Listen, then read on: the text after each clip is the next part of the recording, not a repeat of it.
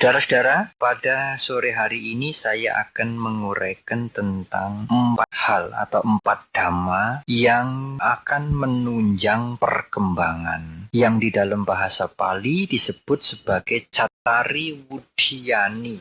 Apakah keempat hal itu? 1. Sapurisa Sangsewa. Yang kedua, Saddhamma Sawana. Yang ketiga, Yoniso Manasikara. Yang keempat, Dhamma Nuk Dhamma Pati-pati. Saudara-saudara, Sang Buddha memberikan 4 macam dhamma ini yang disebut Cattari Wuddhiyani, 4 Wuddhiyani, dimaksudkan adalah 4 hal yang bisa menunjang atau membantu perkembangan. Kita sudah menyadari bahwa semua orang, apapun profesinya, apakah dia guru, apakah dia murid, apakah dia pegawai swasta atau pegawai negeri, apakah dia rohaniwan, apakah dia pedagang, semua ingin berkembang. Saudara-saudara, 4 hal ini merupakan 4 hal yang sesungguhnya satu prinsip yang sangat umum sekali. Mengapa demikian? Oleh karena 4 hal ini bisa diterapkan, bisa digunakan untuk membawa kemajuan, untuk membawa perkembangan. Sudah tentu perkembangan menuju ke arah yang baik. 4 hal ini akan membuat seseorang menghindari hal-hal yang dapat merusak dirinya sendiri. Jadi yang pertama, 4 hal ini menunjang perkembangan. Yang kedua, dapat menghindari hal-hal yang merusak dirinya sendiri. Nah, saudara, sekarang saya harus menjelaskan satu persatu. Apakah yang disebut Sapurisa Sangsewa? Sapurisa Sangsewa artinya bergaul dengan orang-orang bijaksana, yang mulia atau yang terpuji dalam perbuatan, ucapan, maupun pikiran. Yang kedua, Saddhamma Sawana, yaitu mendengarkan ajaran-ajaran yang baik. Yoniso Manasikara, merenungkan atau menganalisa untuk mengetahui dengan benar hal-hal yang baik dan yang buruk. Dan yang keempat, Dhammanudhamma Pati-pati, praktek dhamma sesuai dengan dhamma yang telah dianalisa atau dimengerti. Saudara-saudara, untuk memudahkan pengertian ini, dan saya sebutkan di depan, keempat hal ini merupakan prinsip yang umum, yang sangat umum, yang bisa digunakan di berbagai bidang untuk menunjang atau membantu perkembangan. Tentu saja yang dibicarakan di sini adalah perkembangan menuju ke arah kebaikan atau kemajuan. Kalau boleh diumpamakan, yang pertama ini adalah bergaul dengan orang-orang bijaksana. Kalau saudara ingin mendapatkan perkembangan, ingin mendapatkan bantuan, ingin mendapatkan dorongan untuk bisa berkembang, yang pertama adalah Sapurisa Sangsewa. Bergaul dengan orang-orang bijaksana. Dengan kata lain yang singkat adalah cari guru. Sapurisa Sangsewa itu cari guru. Kepentingan kita untuk mencari guru, mencari pembimbing yang bisa menunjukkan, yang bisa menjelaskan atau mengajarkan kepada kita hal-hal yang bisa menunjang perkembangan. Yang kedua, Saddhamma Sawana, mendengar dhamma orang-orang bijaksana. Dengan kalimat lain, setelah cari guru, yang kedua adalah mendengar ajaran guru. Jadi kalau saudara merasa sudah mempunyai guru, sudah mencari guru dan mempunyai guru, tetapi tidak ada kesempatan untuk mendengar, tidak mau mendengar, tidak mau menerima ajaran dari guru itu, maka sudah tentu kemajuan atau perkembangan yang diharapkan sulit untuk kita capai. Jadi kepentingan yang pertama cari guru. Kepentingan yang kedua mendengar ajaran dari guru itu. Kepentingan kita yang ketiga atau tugas kita yang ketiga adalah menganalisa, merenungkan untuk mengerti ajaran guru tersebut. Dan yang keempat adalah Dhammanudhamma Pati-pati, melaksanakan ajaran itu yang sudah dimengerti ini.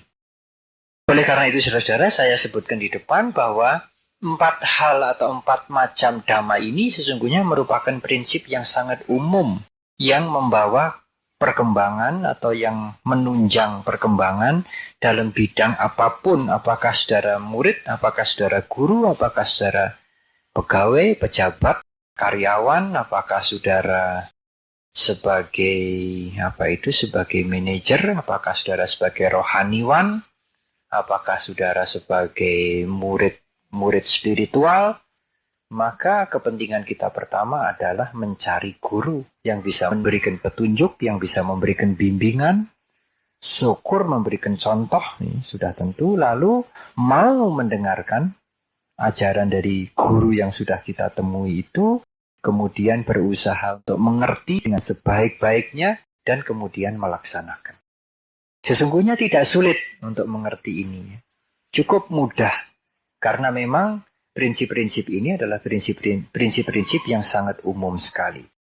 Nah, saudara-saudara, pada tahap pertama ini para bijaksana biasanya bergaul dengan orang-orang baik atau dapat dikatakan mencari dahulu seorang guru.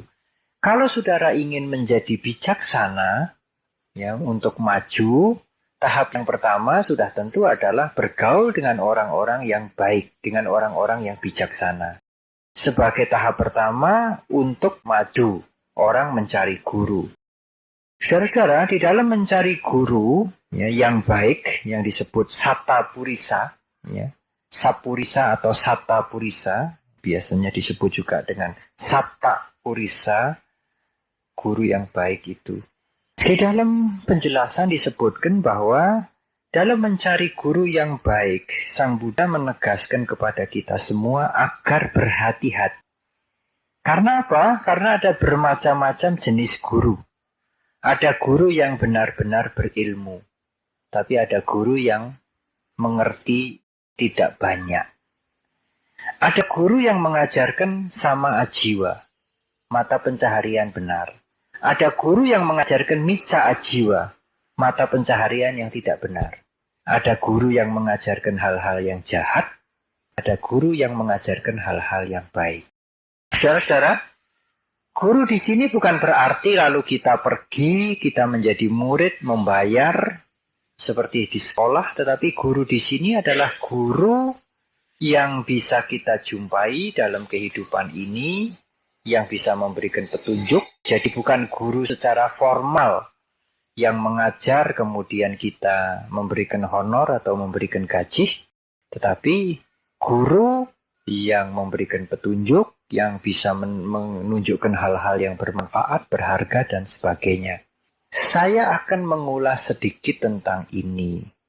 Mencari guru di sini adalah penjelasan atau keterangan dari Sapurisa Sangsewa yang bisa diterjemahkan juga dengan bergaul dengan orang-orang bijaksana.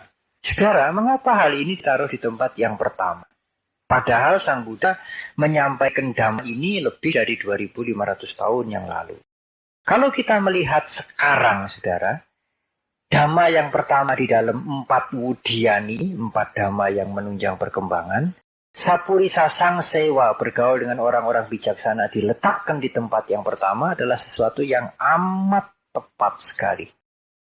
Dalam dunia yang semakin maju, dalam arus transformasi perubahan yang demikian cepat, arus komunikasi yang demikian canggih, kemudian globalisasi, ya, artinya dunia sudah semakin mendekat, ya, tidak ada lagi sesuatu yang bisa disembunyikan, maka kepentingan yang urgen sekali bagaimana kita, apalagi anak-anak kita sendiri bisa selektif, ya, bisa memilih teman bergaul kita.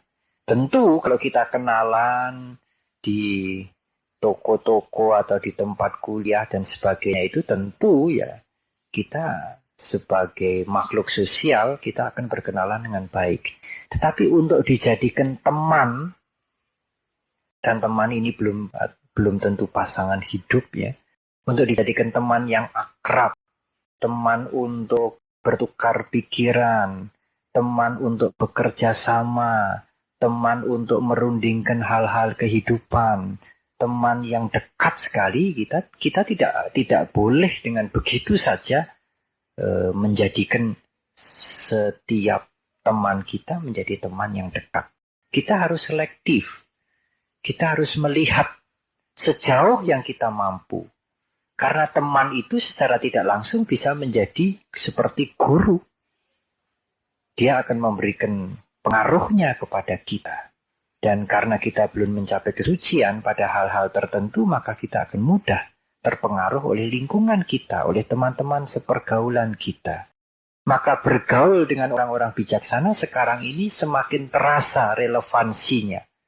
Orang bijaksana itu belum tentu orang tua berjenggot, kemudian yang menyandang predikat pandita atau mesti biku, tidak.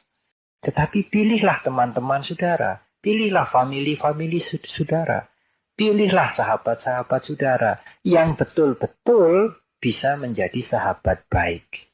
Dengan kalimat lain, saling menjadi guru dalam seperjalanan mencapai perkembangan. Untuk melihatnya, untuk menentukan kriteria teman yang baik, yang sekaligus menjadi guru kita, tadi sudah disebutkan apakah dia betul-betul mempunyai kesungguhan, apakah dia menganjurkan kita untuk mencari mata pencaharian penghidupan yang salah, atau untuk mencari penghidupan yang benar. Kita bisa melihat apakah dia mengajarkan hal-hal yang jahat, ataukah dia mengajak pada hal-hal yang baik. Di situ kita akan melihat apakah teman kita ini patut untuk kita jadikan teman yang baik, ataukah hanya sekedar kita kenal. Saudara-saudara, untuk membicarakan tentang guru ini, sudah tentu tidak bisa dipungkiri bahwa guru kita yang terbesar adalah Sang Buddha. Itu adalah Mahapurisa atau Acarya Manusa, Sata Dewa Manusanang, guru para dewa dan manusia. Tetapi guru-guru yang menjadi teman seperjalanan kita tidak bisa kita abaikan. Artinya kita sangat memerlukan teman-teman yang menjadi guru di dalam seperjalanan kita. Apakah itu teman, apakah itu famili, apakah itu biku, apakah itu pandita, apakah itu orang tua, apakah itu sahabat baik yang nantinya akan menjadi guru kita. Meskipun tidak bisa saling menjadi guru, kita tidak bisa menasehati dia, kita tidak bisa ikut menyelesaikan masalah-masalah mungkin yang muncul. Ya. Jadi mungkin saling menjadi guru tidak, tetapi kepentingan kita untuk bergaul dengan dia, karena dia patut menjadi sahabat yang baik, dan patut untuk menjadi teman, menjadi guru di dalam kehidupan ini. Saudara-saudara, memang banyak juga teman-teman kita, banyak juga guru-guru yang masih micaditi. Ya, di zaman Sang Buddha itu selain Sang Buddha maka ada guru-guru spiritual yang lain. Dan menurut Dhamma mereka itu mempunyai pandangan-pandangan yang salah. Misalnya pandangan yang salah tentang aku atau tentang roh, tentang unsur-unsur kehidupan ini dan sebagainya. Memang sulit mencari guru yang betul-betul mengerti Dhamma dan dia tidak mempunyai pandangan salah. Tetapi dianjurkan kalau kita sulit mencari guru yang betul-betul mengerti Dhamma, yang tidak punya micaditi, kalau memang sulit, setidak-tidaknya kita mencari teman seperjalanan dalam kehidupan ini, sekaligus menjadi guru informal yang tidak mempunyai ucapan dan perbuatan jahat. Minimal itu. Minimal tidak melakukan ucapan dan perbuatan jahat. Jadi dia tidak menganjurkan kita, tidak ngojok-ngojoki kita, tidak menarik-narik kita untuk melakukan kejahatan. Dan kita bisa melihat apakah selama kita bergaul dengan dia mengucapkan hal-hal atau melakukan perbuatan-perbuatan yang jahat. Kalau dia memang mengucapkan atau melakukan hal-hal yang jahat, maka sebaiknya kita hanya kenal biasa. Kita tidak akan menjadikan kalyanamita, sahabat yang baik, apalagi menjadi guru dalam seperjalanan. Saudara-saudara, dhamma yang kedua adalah saddhamma sawana. Saddhamma sawana ini berarti mendengarkan ajaran dari para satapurisa, dari teman-teman kita yang kita anggap patut menjadi guru, menjadi teman yang baik dalam perjalanan kita. Hal yang kedua ini tidak bisa lepas dari yang pertama. Bergaul dengan mereka, mau bergaul dengan mereka yang baik, apalagi orang-orang yang mengerti dhamma, yang mempunyai sikap bijaksana, tidak bisa berdiri sendiri. Pasti yang nomor 2 ini harus kita punyai, kita perhatikan, yaitu mendengar dari mereka-mereka, mendengar nasihat-nasihat dari mereka, tanpa ada perhatian untuk mendengar nasihat-nasihat dari mereka, hal-hal yang baik dari mereka, tidak ada manfaatnya. Kita bergaul dengan orang-orang bijaksana. Kita menjadikan orang-orang bijaksana itu sebagai teman di dalam perjalanan kehidupan ini. Sekarang, saudara-saudara, yang tidak kalah pentingnya adalah nomor 3, yoniso manasikara. Yoniso manasikara artinya mengolah di dalam hati, setelah mendengarkan ajaran, mendengarkan nasihat, dengan hormat, dengan sungguh-sungguh, maka kemudian direnungkan, dianalisa, dan diteliti. Jadi ini merupakan salah satu ciri bagi umat Buddha untuk tidak menerima begitu saja apapun, meskipun yang menyampaikan itu adalah yang kita anggap sebagai guru atau sebagai teman yang baik sekali. Atau misalnya tertulis dalam kitab suci, tapi merupakan salah satu sikap hidup, ciri perilaku umat Buddha untuk menganalisa, untuk merenungkan, untuk mengerti, menganalisa apa yang kita dengar itu. Apakah yang kita dengar itu sesuai dengan kebenaran? Satu. Yang kedua, apakah yang kita dengar itu membawa manfaat? Yang ketiga, apakah yang kita dengar itu sesuai dengan kemampuan kami? Sesungguhnya hal ini mirip dengan sampajanya. Jadi kalau saudara mempunyai sampajanya, maka yang pertama, tujuan saudara, rencana saudara, apa yang akan saudara lakukan itu harus sesuai dengan kebenaran dan berguna atau tidak. Yang kedua, sapaya sampajanya. Saya ini mampu tidak? Jadi kalau hanya lulus SD misalnya, kepingin ngobati orang, kepingin bermanfaat bagi orang banyak, ya jangan ingin menjadi dokter. Kalau hanya lulusan SD menjadi dokter, itu nanti akan menimbulkan kekecewaan seumur hidup. Karena sampai mati dia tidak mungkin menjadi dokter. Jadi kalau mau menolong orang, ya jadilah saja bakul jamu misalnya ya. Jadi kalau saudara mempunyai rencana, mempunyai cita-cita, meskipun tidak bisa persis mengukur, ya memperkirakan. Saya ini kira-kira mampu tidak? Itu sapaya sampajanya. Yang pertama sudah tentu ini benar tidak? Keinginan saya, rencana saya ini benar atau tidak, kemudian berguna atau tidak. Itu dikatakan sataka sampajanya. Pengetahuan akan hal-hal yang benar atau yang berguna dari tujuan kita. Yang kedua, sapaya sampajanya. Sapaya sampajanya itu kita mengukur pada diri kita, saya mampu atau tidak. Kalau mampunya hanya jadi lurah, ya, lalu kemudian jangan ingin jadi menteri. Itu nanti akan menimbulkan penyesalan seumur hidup karena itu tidak akan tercapai. Kemampuannya tidak sesuai. Kemudian kalau sampajanya itu yang ketiga, gotrabu sampajanya. Gotrabu sampajanya itu kalau sudah punya tujuan dan kita merasa mampu untuk melaksanakan, maka semua kegiatan harus ada relevansinya dengan tujuan itu.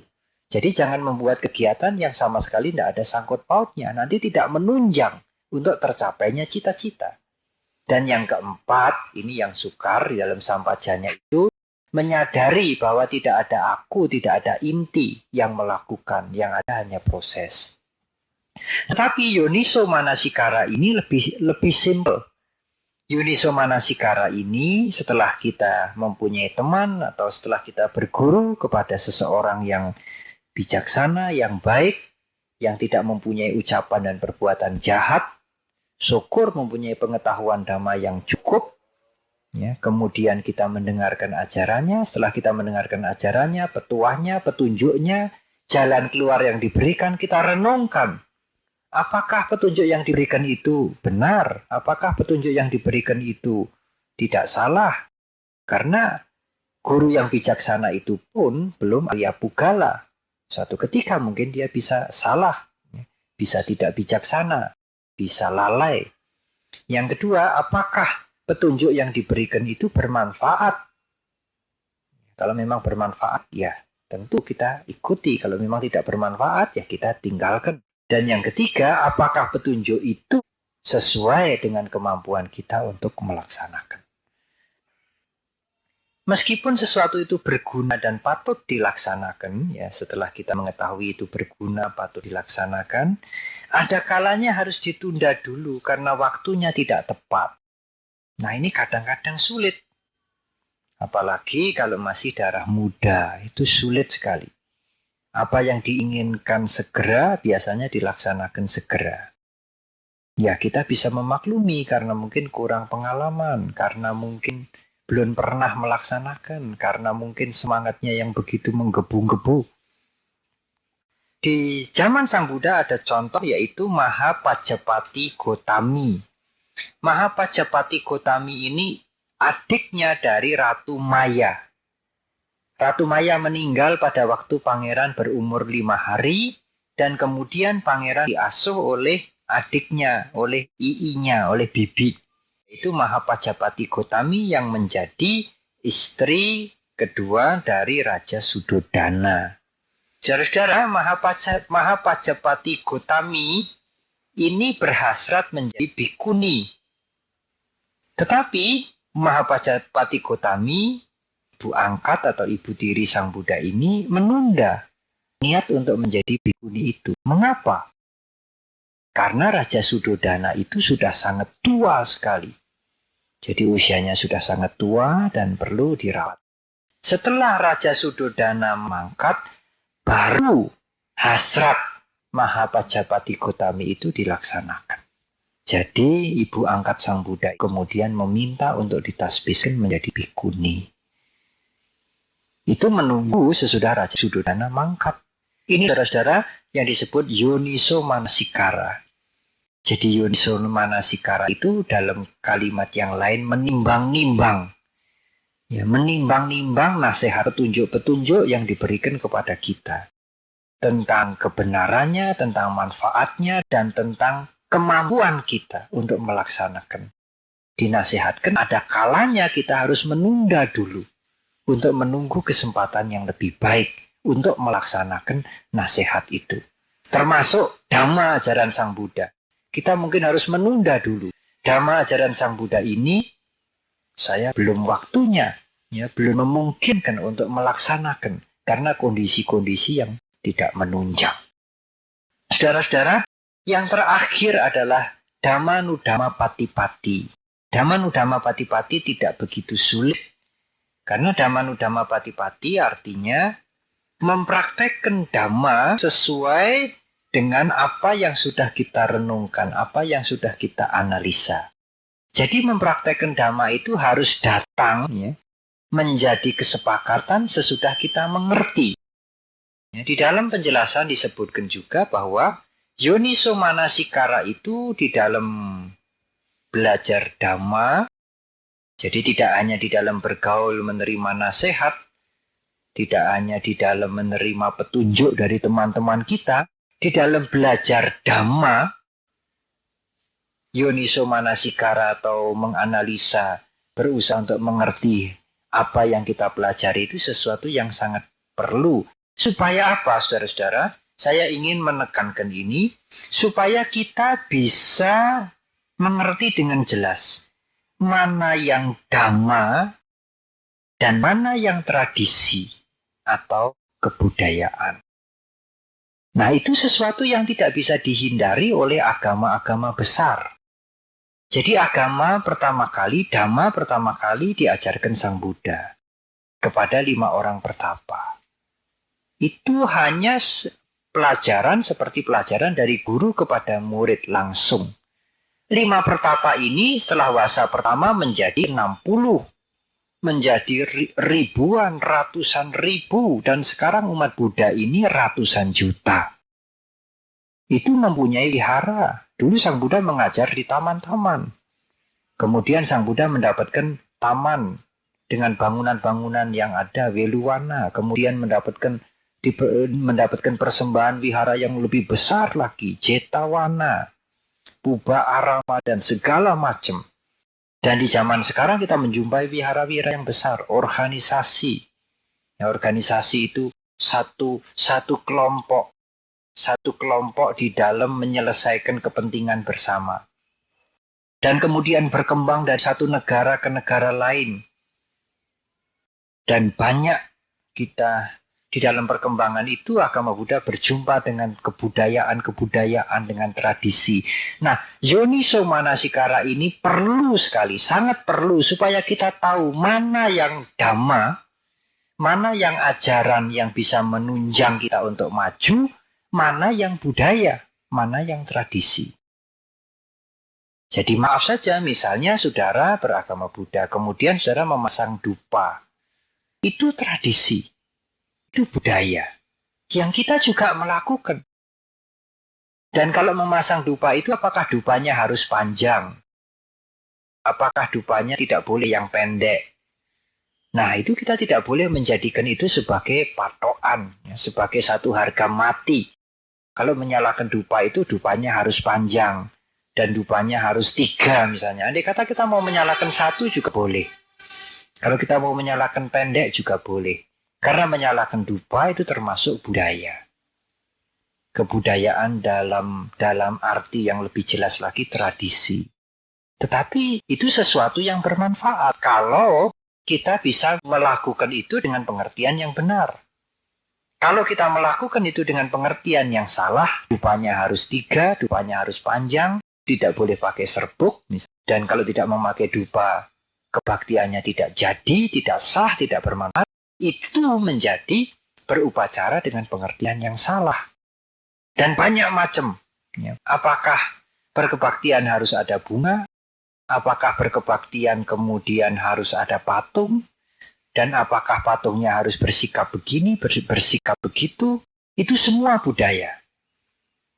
Ya, sebagai bangsa Indonesia kita mempunyai budaya sendiri. Dan agama Buddha ikut membentuk budaya di Indonesia. Borobudur, Mendut, Candi Sewu, dan sebagainya, dan sebagainya. Jadi kalau kita membuat patung Buddha misalnya, kita menggunakan patung Buddha dengan model Borobudur. Tetapi bukan berarti kalau kita berkebaktian atau melakukan upacara puja, patung Buddha buatan Eropa misalnya, atau buatan Amerika, atau model mukanya seperti orang Barat, ya, tidak seperti Borobudur atau dari Thailand. Bukan berarti kemudian upacara kita tidak sah, tidak benar, ya, kurang baik. Tidak demikian. Karena patung, dupa, bunga, karpet, bentuk bangunan, dan sebagainya, itu adalah budaya. Itu adalah tradisi. Budaya dalam arti tradisi. Nah, kalau kita tidak bisa memisah-misahkan mana yang tradisi, mana yang Dhamma, nanti semua tradisi dianggap Dhamma. Sehingga kita menjadi sempit, kita menjadi kukuh. Dan kekukuhan yang sempit itu menjadi fanatik yang merugikan orang lain. Bisa-bisa merugikan orang lain. Kalau fanatik sempit hanya untuk diri sendiri, saya bersembahyang begini, saya berupacara begini, orang lain kalau lain ya luah-luah, ya, terserah, tidak apa-apa. Tetapi kalau kefanatikan sempitnya itu dipaksakan pada orang lain, itu nanti akan menimbulkan masalah. Oleh karena itu Yoniso Manasikara ini perlu sekali, apalagi di zaman globalisasi, semua saling mengenal. Tidak hanya mengenal ajaran agama kita sendiri, kita juga bisa mengenal upacara sekte lain, upacara agama lain. Mungkin juga ada sekte-sekte baru yang terbentuk. Nah, kita harus pakai Yoniso Manasikara. Ini yang tradisi yang mana toh, dan yang ajaran yang mana toh, kita harus tahu. Sebab kalau kita tidak tahu, nanti semua tradisi dianggap ajaran, punya harga mati, tidak bisa ditawar, dan harus begitu. Kalau tidak begitu, salah. Tetapi kalau ajaran seperti Pancasila, ajaran untuk tidak membunuh, tidak mencuri, tidak berzina, tidak berbohong, tidak mabuk, bahkan sekarang yang 4 itu sudah menjadi global etik, etika global. Itu memang tidak bisa ditawar. Membunuh adalah membunuh. Memang ajaran itu membentuk budaya. Tetapi Pancasila itu berasal dari penerangan sempurna, bukan dari pemikiran Pangeran Siddhartha. Pangeran Siddhartha mencapai penerangan sempurna, menemukan Dharma, mengajar. Itulah bedanya Dharma dengan budaya. Menurut pandangan Dhamma, menurut pandangan agama. Meskipun agama itu sendiri membentuk budaya. Dengan adanya agama Buddha, maka terbentuklah budaya yang dipengaruhi oleh agama Buddha. Dan itu tidak bisa dipisahkan. Saya mau beragama tanpa tradisi, tanpa budaya. Tidak bisa dipisahkan. Seperti misalnya menghormat patung, menghormat stupa, menghormat relik, ya, menghormat pohon bodhi, itu budaya. Kemudian bernama skara, yaitu budaya. Anjali, ini budaya. Ajarannya yang mana? Ajarannya adalah sikap mental yang mendasari budaya itu. Itulah ajarannya. Budaya itu bisa berubah, bisa berkembang, bisa sederhana, bisa menjadi besar sekali. Selama budaya itu dilakukan dengan pengertian yang benar, itu bermanfaat bagi kita. Tetapi Sang Buddha justru lebih tegas lagi. Kalau budaya itu tidak dimengerti dengan pengertian yang benar, diikuti dengan membabi buta, akan menjadi belenggu. Samyujana. Dia tidak akan bisa maju. Takut. Mengubah begini sedikit takut. Mengubah begitu sedikit takut. Ketakutan itu karena kurang pengertian. Jadi suatu ketika misalnya bersembahyang, dupanya yang tengah kok mati. Lah, takut. Ada apa ini mati? Nah, ini firasat yang tidak baik dan sebagainya. Jadi kalau bentuk wihara begini, ada simbol-simbol, itu semua akan digunakan untuk menunjang supaya orang mengerti Dhamma. Pasang lilin, pasang dupa itu menunjang untuk orang bisa mengerti Dhamma. Timbul pikiran yang baik, timbul keyakinan, timbul rasa bakti. Tetapi itu sendiri bukan Dhamma. Kalau itu dijadikan Dhamma, maka menjadi salah. Dan bisa menjadi belenggu yang membuat kita tidak bebas. Ketakutan ini, itu, dan sebagainya. Misalnya seperti gagang dupa. Ada yang hitam sekarang, ada yang merah, ada yang hijau. Itu persoalan budaya sesungguhnya. Jadi suatu ketika kalau sulit mencari gagang hijau, ada gagang merah, iya tidak salah. Karena itu budaya. Jangan dijadikan Dhamma. Nah, itulah kepentingan Yoniso Manasikara. Sesudah kita menganalisa mana yang Dhamma, mana yang budaya, maka yang Dhamma itu mendapat perhatian utama untuk dilaksanakan. Yang budaya itu harus dimengerti dengan pengertian yang benar, dengan kehati-hatian. Jangan sampai yang budaya itu dijadikan Dhamma. Saudara-saudara, satu contoh lagi misalnya berdana. Setelah berdana, maka para biku membacakan Anumodana, yang berdana menuang air. Itu budaya. Nah, di beberapa negara Buddhis, seperti di Thailand, seperti di Sri Lanka, karena juga orang mengerti Dhamma itu, di antara sekian juta orang itu, juga tidak semua mengerti Dhamma. Kadang-kadang, kalau selesai berdana mereka tidak menuang air, mereka merasa tidak lengkap. Jasanya tidak bisa diterima oleh yang meninggal, oleh almarhum dan sebagainya. Nah, itu budaya sesungguhnya yang ada sejak zaman Sang Buddha. Waktu Anathapindika menyerahkan wihara Jetawana yang dibeli dengan tanah yang ditutup dengan dinar, ya, uang emas itu tidak diserahkan diserahkan tangan, karena rumah dan tangan bagaimana diserahkan. Kalau sekarang ya mungkin sertifikat atau dibuat surat pernyataan diserahkan. Di zaman Sang Buddha, ya bagaimana? Jadi sebagai pengganti penyerahan itu Anathapindika menuangkan air ke tangan Sang Buddha. Jadi Sang Buddha begitu, lalu airnya dituang. Sebagai lambang menyerahkan tanah dan bangunan kepada Sang Buddha. Kemudian juga menuang air itu digunakan juga sebagai lambang menuangkan jasa kepada keluarga yang meninggal. Dakina o danang. Ya, air persembahan kebajikan kepada yang meninggal. Dan itu terus, ya, budaya atau tradisi itu terus berjalan sampai sekarang, sampai ke Indonesia. Tidak hanya di Burma, di Thailand, di Sri Lanka, sampai ke Indonesia. Tetapi harus diingat, itu budaya. Meskipun berasal dari zaman Sang Buddha. Itu bukan dhamma. Dhamma di dalam hal ini yang disebut dhamma adalah berpikir, menyalurkan dengan pikiran. Sesudah berbuat baik, merenungkan semoga kebaikan ini keluarga saya yang meninggal ikut menikmati. Itu dhammanya. Nah, dhamma itu kemudian ditunjang, dibantu oleh budaya untuk memudahkan orang mengerti dengan menuangkan air. Ada yang memakai teko, ada yang memakai kendi, ada yang memakai gelas, dan sebagainya. Kalau tidak punya yoniso manasikara, maka menuang air dianggap menjadi dhamma. Kalau sudah berdana tidak menuang air, mereka merasa tidak lengkap. Dan kalau budaya sudah dijadikan dhamma, itu akan menjadi belenggu yang membawa kita tidak akan maju. Nah, saudara-saudara, itulah kepentingan kita punya yoniso manasikara. Apa-apa yang kita sudah dengar dan kemudian sudah menggunakan yoniso manasikara, baru kemudian kita praktek.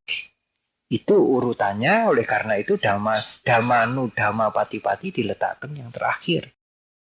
Kita menggunakan yoniso manasikara dulu, ya, selain membeda-bedakan mana tradisi, mana dhamma, ya, juga ini benar ataukah tidak, bermanfaat ataukah tidak, dan kemudian sesuai bagi saya untuk melaksanakan atau tidak. Di buku penjelasan dikatakan ada dhamma.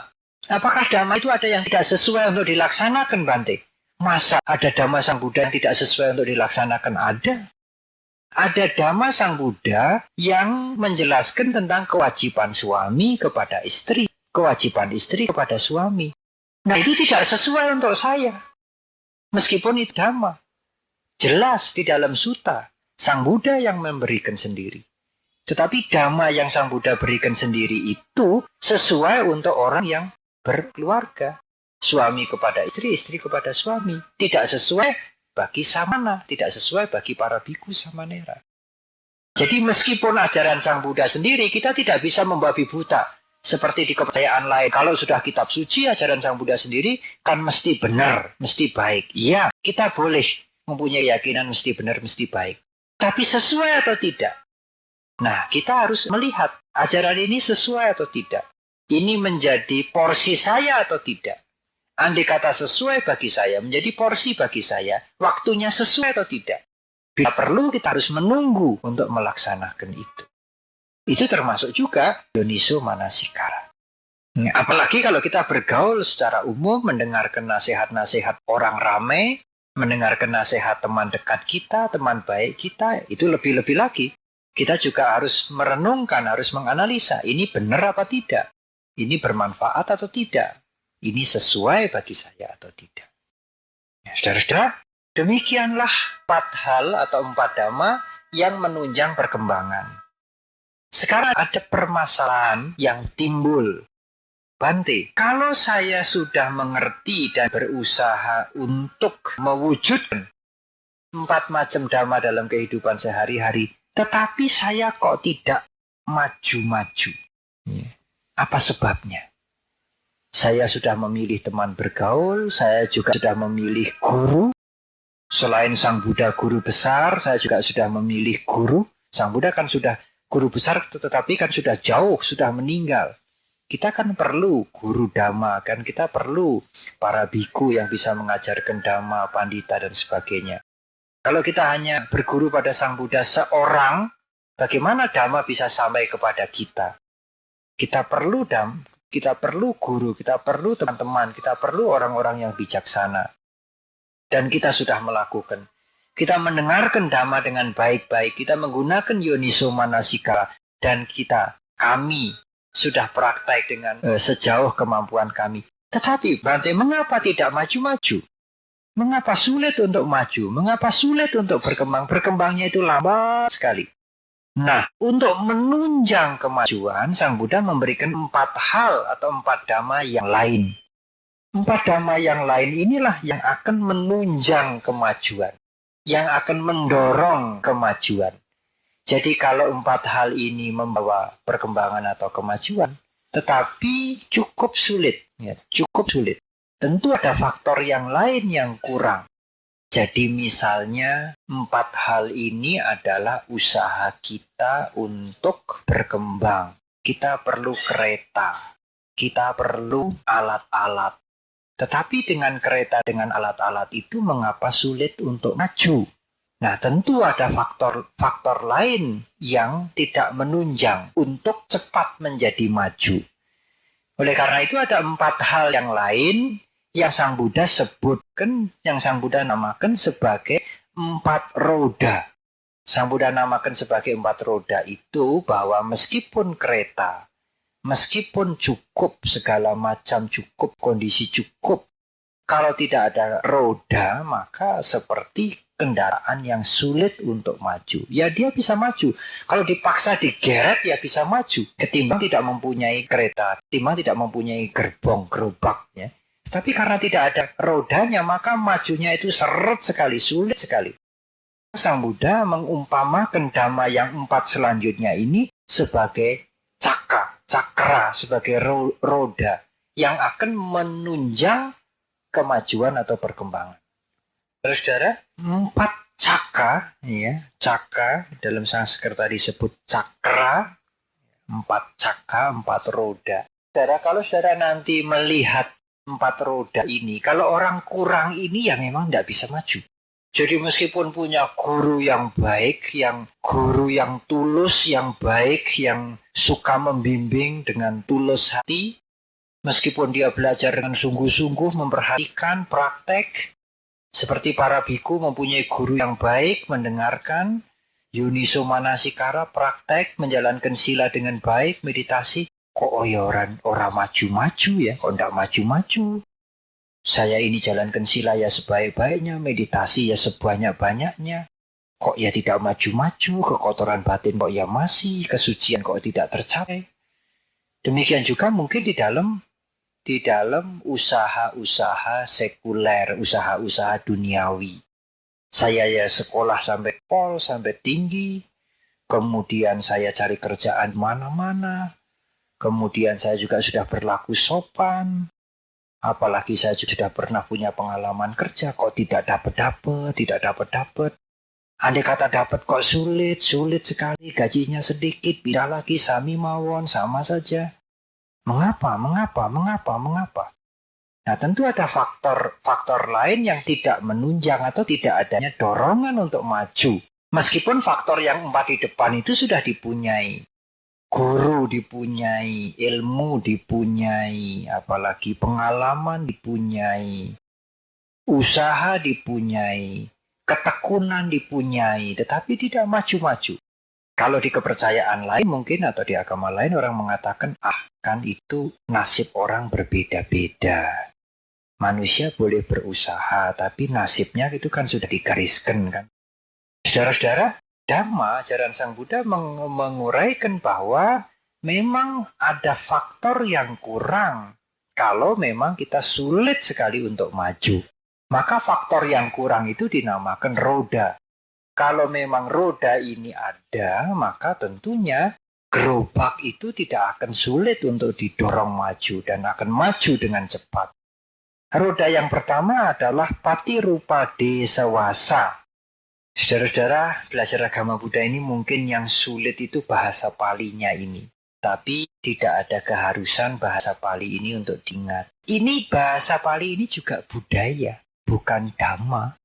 Budaya yang dihasilkan oleh orang-orang di zaman Sang Buddha sebelumnya. Orang-orang di kawasan Nusantara ini menghasilkan budaya Melayu dulu, yang sekarang menjadi bahasa Indonesia. Jadi tidak harus hafal, mengerti bahasa Pali. Ini pun termasuk budaya, bukan dhamma. Dhammanya adalah pengertiannya itu. artinya itu adalah dhamma. Jadi kalau bahasa Pali ini dianggap dhamma, itu juga menjadi salah nanti. Jadi kalau kita tidak menggunakan bahasa Pali, orang menganggap itu bukan dhamma, meskipun isinya dhamma, dan itu menjadi belenggu. Nanti bahasa Palinya salah sedikit, menjadi tidak senang. Ada orang menggunakan bahasa Pali, salah sedikit atau bahasa Sanskerta misalnya tidak senang.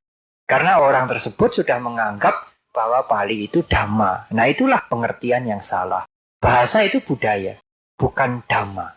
Bukan kebenaran yang universal. Apa arti Patirupa Desa Wasa? Tempat yang sesuai. Yang kedua, Sappurisu Passaya. Kalau di dalam 4 Wudyani yang pertama itu adalah Sattapurisa atau Sappurisa, dititik beratkan kepada orang yang bisa memberikan petunjuk. Apakah itu biku, apakah itu bukan biku, apakah itu famili, dan sebagainya. Tapi Sappurisu Passaya ini dititik beratkan kepada lingkungan, pergaulan lingkungan. Yang ketiga, Atasamapannidi. Atasamapannidi artinya mempunyai keteguhan pada pendirian yang benar. Jadi kalau saudara sudah yoniso manasikara, menganalisa sesuatu itu memang benar, bermanfaat, dan kita mampu melakukan, saudara harus mempunyai keteguhan. Kalau tidak mempunyai keteguhan, ya tidak akan menjadi pendorong untuk maju. Kita hanya sekedar tahu itu benar, sekedar tahu itu berguna, saya mampu melaksanakan, saya laksanakan, tetapi tidak punya keteguhan. Pendiriannya itu tidak teguh. Keteguhan pendirian. Dan yang keempat adalah Pube kata punyata. Pube kata punyata tidak bisa diabaikan. Saudara, apakah arti pube kata punyata? Pube kata punyata ini artinya mempunyai simpanan karma-karma baik yang lalu. Pube ini lalu. Puba, bahasa Sanskertanya purba, purwa. Purba itu artinya lalu. Pube kata punyata. Punya ini kebajikan. Punyata, mempunyai kebajikan dari yang lalu. Simpanan kebajikan yang lalu ini harus dihitung dari kehidupan yang lalu sampai kehidupan tadi. Jadi beberapa saat tadi, sebelum saat sekarang itu termasuk yang lalu. Jadi kehidupan yang lalu itu tidak hanya dari hidup yang lalu, mempunyai simpanan kehidupan yang lalu. Jadi sebelum kita hidup pada saat ini, sebelum kita mengalami detik ini, kita sebaiknya mempunyai simpanan kebaikan yang lalu. Nah, persoalannya itu tidak bisa dibuat sekarang. Yang lalu itu sudah yang lalu. Sebaiknya begitu, harapan kita begitu. Tetapi kalau kita tidak punya, kita mau apa? Kecuali kita membuat sekarang. Karena apa yang kita lakukan sekarang akan menjadi simpanan yang baik, yang lalu untuk yang akan datang. Saudara-saudara, semua orang ingin mencapai kemajuan dengan baik. Tidak menginginkan kemajuan yang lambat, apalagi kemajuan yang sangat lambat. Maka Sang Buddha memberikan 4 macam dhamma ini sebagai faktor untuk bagaimana kemajuan itu bisa didorong. Perkembangan itu bisa didorong, sehingga menjadi tampak cepat. Karena tanpa adanya faktor pendorong ini, kemajuan yang kita harapkan tidak mungkin akan muncul. Saya akan menjelaskan dengan satu perumpamaan. Di dalam penjelasan disebutkan demikian. Seseorang yang menjalankan hidup berumah tangga, maka orang tersebut dikatakan sebagai kendaraan yang bermuatan. Jadi kalau saudara ini berumah tangga, saudara ini adalah kendaraan yang punya muatan. Atau dibebani oleh orang tua, suami, istri, anak-anak, kawan, dan harta benda. Nah, saudara harus membawa semuanya itu maju. Kalau saudara tidak mempunyai roda-roda, maka muatannya itu menjadikan sulit untuk maju. Lalu kalau seseorang mempunyai kedudukan tinggi, maka orang tersebut juga punya muatan. Muatan orang yang berkedudukan tinggi apa? Pekerjaan yang harus dipertanggungjawabkan, bahkan mungkin bertanggung jawab kepada bangsa, kepada negara. Sedangkan seseorang yang hidup melepaskan keduniawian menjadi biku juga punya muatan. Jadi biku muatannya apa? Muatannya cetia, wihara. tugas-tugas dhamma yang disebut sebagai samana dhamma. Apakah tugas-tugas dhamma itu? Tugas-tugas dhamma itu menjalankan winaya, mengajar dhamma, dan sebagainya. Itu juga muatan. Pendeknya tidak ada orang yang tidak punya muatan. Kalau orang tidak punya muatan, ya dia malas. Tidak ada tanggung jawab. Muatan-muatan itu membutuhkan roda, sehingga kita bisa menjadi maju. Saudara-saudara, seperti kendaraan, bila belum mempunyai roda, maka sudah tentu tidak dapat bersama-sama dengan kendaraan orang lain yang telah mempunyai roda untuk mencapai tujuan. Walaupun dilakukan dengan sikap duduk atau tiduran semalam suntuk, maka tetap saja kendaraan itu akan sia-sia kalau kendaraannya tidak punya roda. Jadi walaupun akan ditunggui atau dikendarai, kalau kendaraan itu ibarat tidak punya roda, maka sulit untuk maju. Saudara-saudara, apakah yang dimaksud dengan patirupa desawasa, tempat yang sesuai? Seperti kita ketahui bahwa kesuksesan yang dicapai oleh seseorang itu tidak bisa dilepaskan dari tempat tinggal masing-masing. Tempat tinggal yang sesuai untuk biku adalah di wihara, yang sudah dipilih yang sesuai. Jadi kalau biku itu misalnya tinggal di rumah tangga, atau tinggal di tempat yang ramai sekali, kemudian tidak diatur sehingga mempunyai ketenangan, maka sulit. Ya dia menjadi biku, ya biku. Dia belajar dhamma, ya belajar dhamma. Dia menjalankan winaya, ya winaya. Tetapi kalau tempatnya itu tidak sesuai, maka bagaimana dia bisa maju dengan baik? Demikian juga menjadi pelajar. Kalau ingin menjadi pelajar yang baik, ya tentu dia akan memilih sekolah yang baik. Kalau dia ingin menjadi pelajar yang baik, tetapi sekolahnya itu di gedung bioskop, sekolahnya di tempat biliar, sekolahnya di tempat mabuk-mabukan misalnya, ya tidak sesuai untuk pelajar. Di tempat orang berdagang pun ya tidak sesuai untuk belajar. Kalau dia sudah enak mendapatkan uang, mungkin dia bisa meninggalkan kegiatannya belajar yang menjemukan itu, yang secara materi tidak akan membawa hasil. Tetapi keuntungan materi, keuntungan uang itu lebih menarik. Itu sesungguhnya tidak sesuai kalau seorang pelajar kemudian melibatkan dirinya pada kegiatan berdagang, tinggal di tempat-tempat perdagangan misalnya.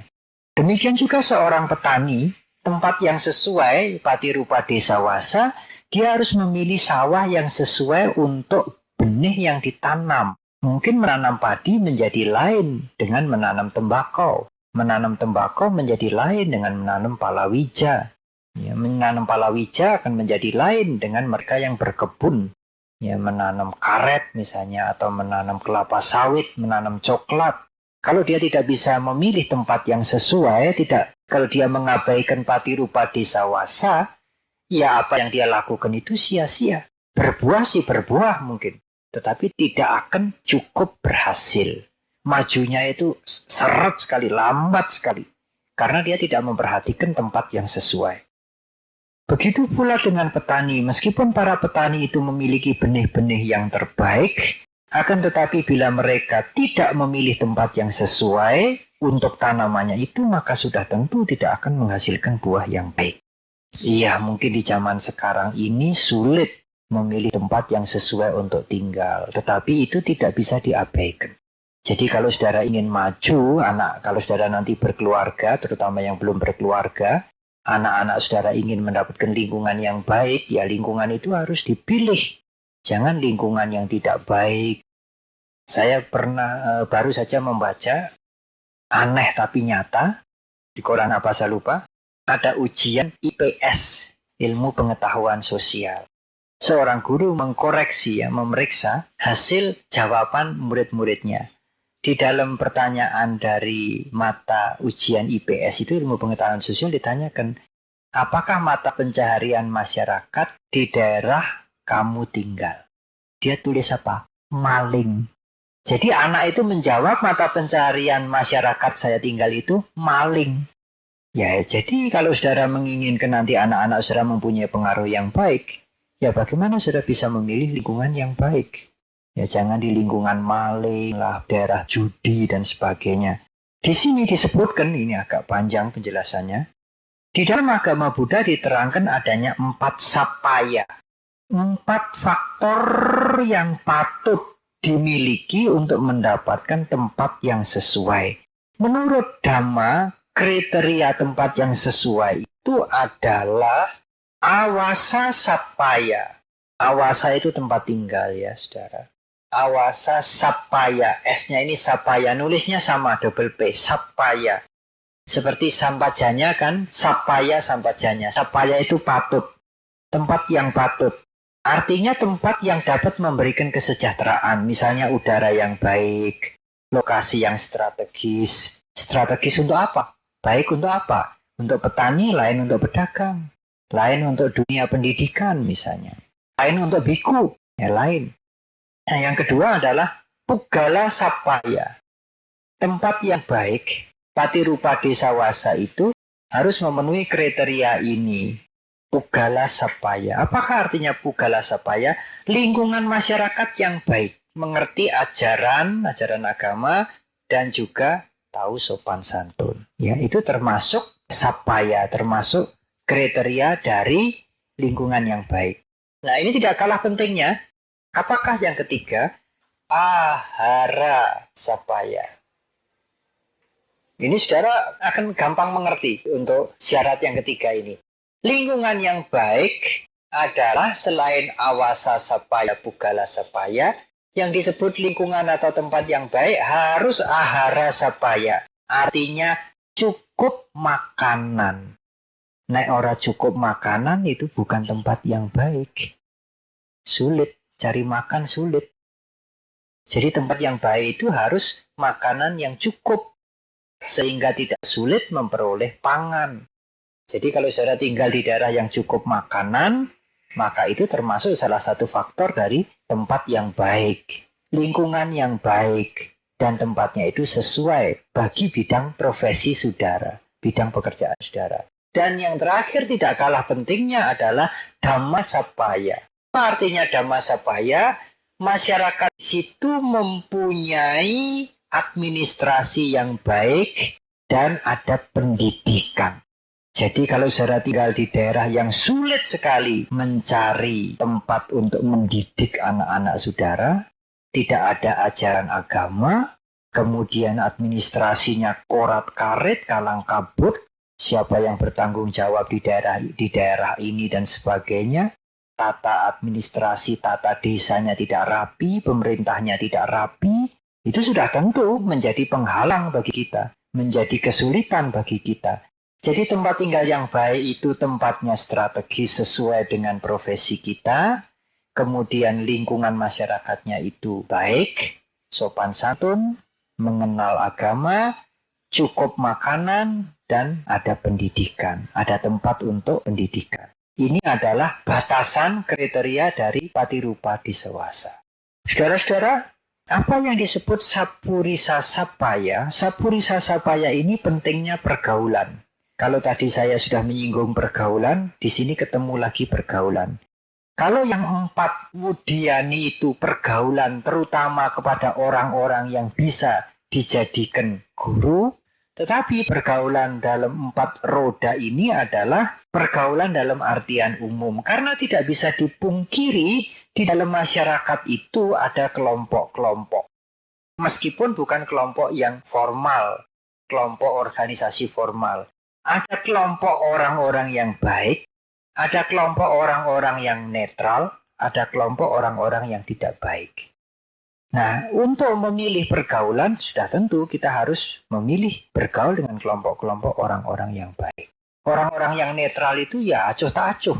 Dia juga tidak mengajak kita berbuat tidak baik, tidak mengajak kita untuk berbuat jahat, tetapi tidak punya pendirian.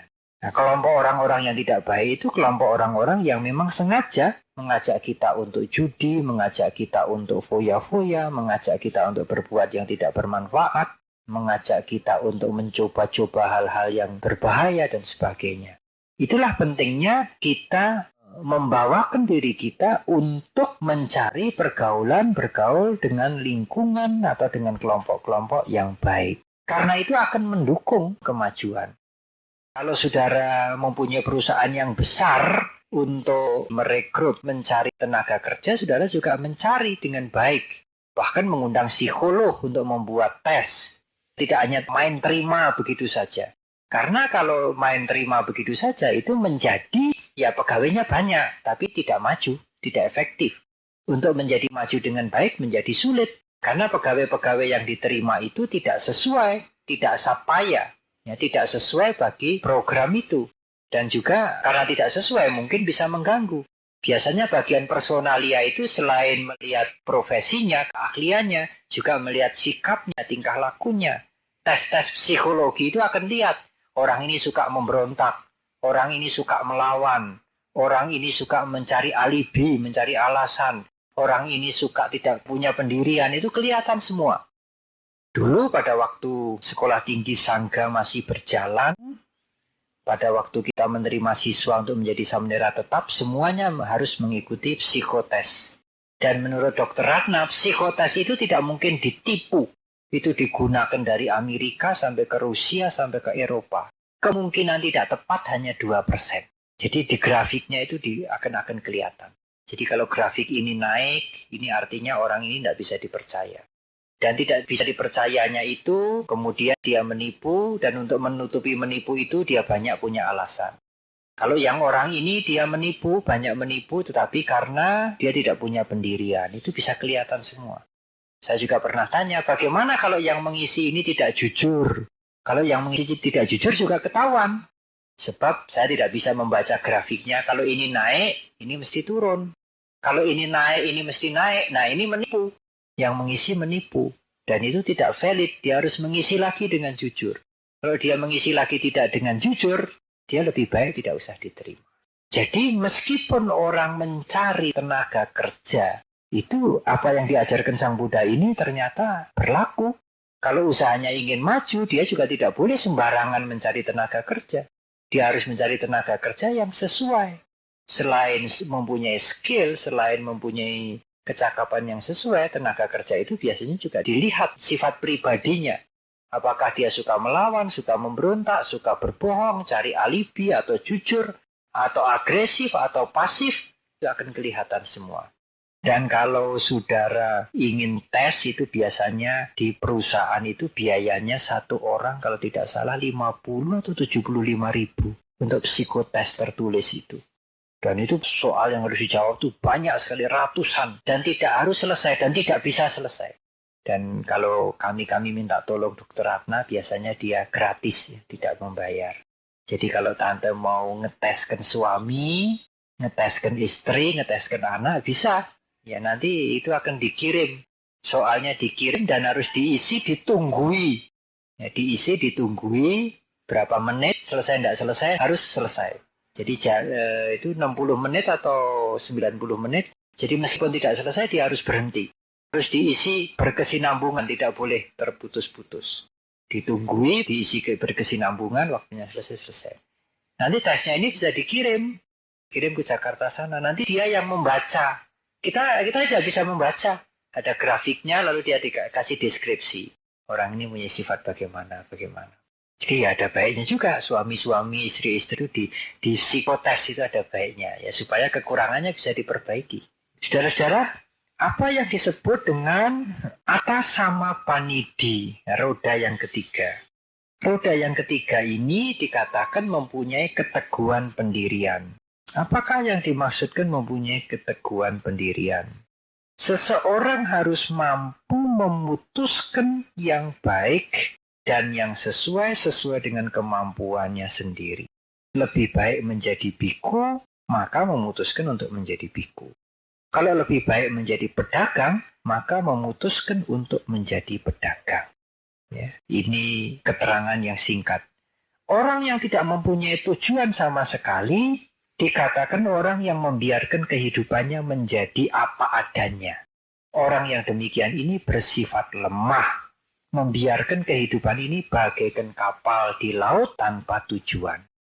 Jadi saudara-saudara, kalau kita tidak dapat memutuskan sendiri, bagaimana Bante saya tidak bisa memutuskan saya ini harus kemana, menjadi apa, melamar ke sini atau ke sana.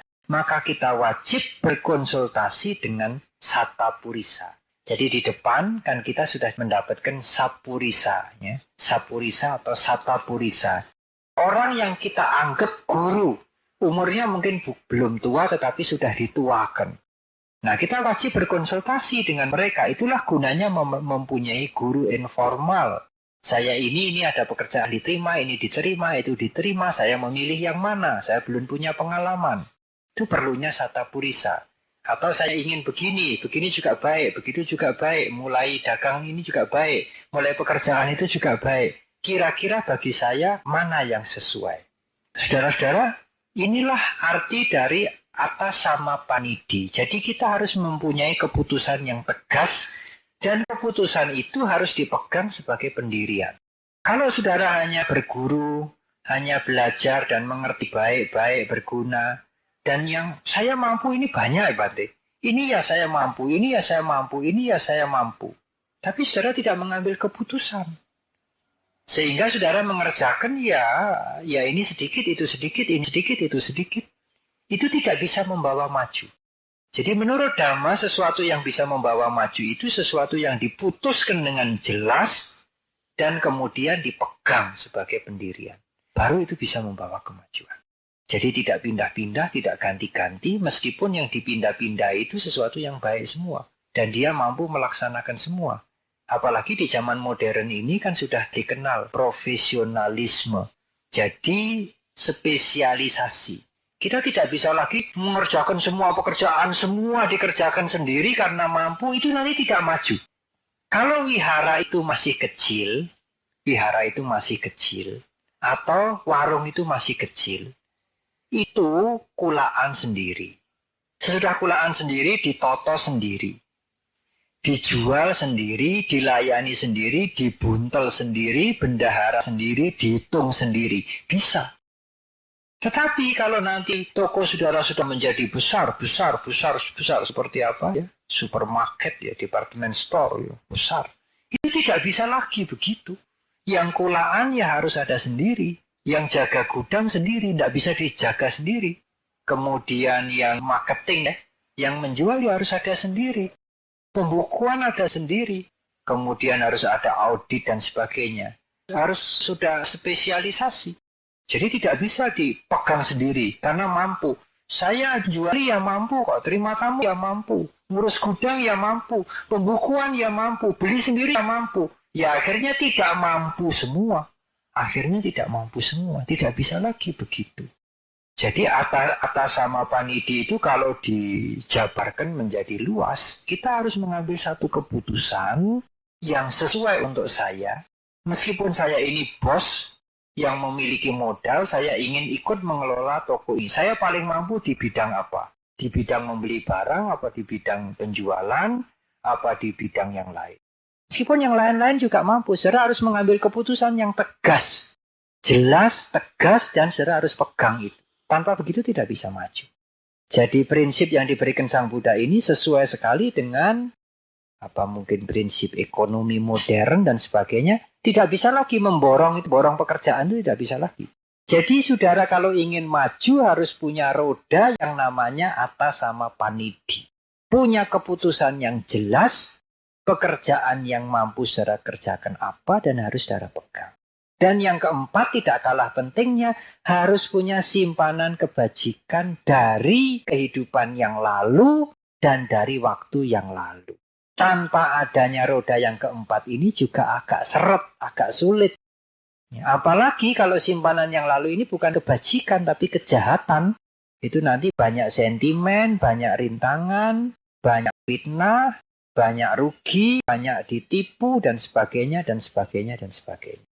Nah kalau saya yang lalu belum punya, sebaiknya harus punya, gimana Bante?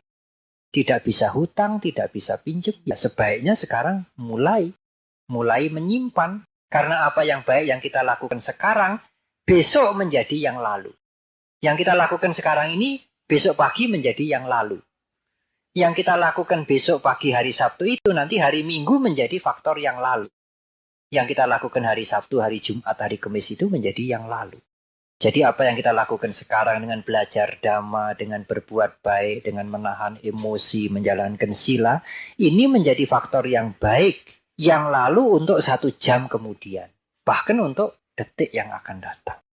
Saudara-saudara, inilah yang dikatakan oleh Sang Buddha 4 roda yang bisa membantu kita cukup banyak untuk mencapai kemajuan. Baik kemajuan sekular maupun kemajuan spiritual. Saudara-saudara, sekarang sudah 7:30. Saya ingin menyudahi dan saya rasa sebagai penutup dari program Dhamma Kelas selama masa wasa, dengan uraian ini saya pilih-pilih sejak kemarin, mudah-mudahan akan menjadi uraian yang cukup baik dan cukup banyak bermanfaat bagi saudara. Sekali lagi, Dhamma yang 4 di depan, 4 Wudiyani maupun 4 Cakka ini adalah prinsip-prinsip yang umum sekali.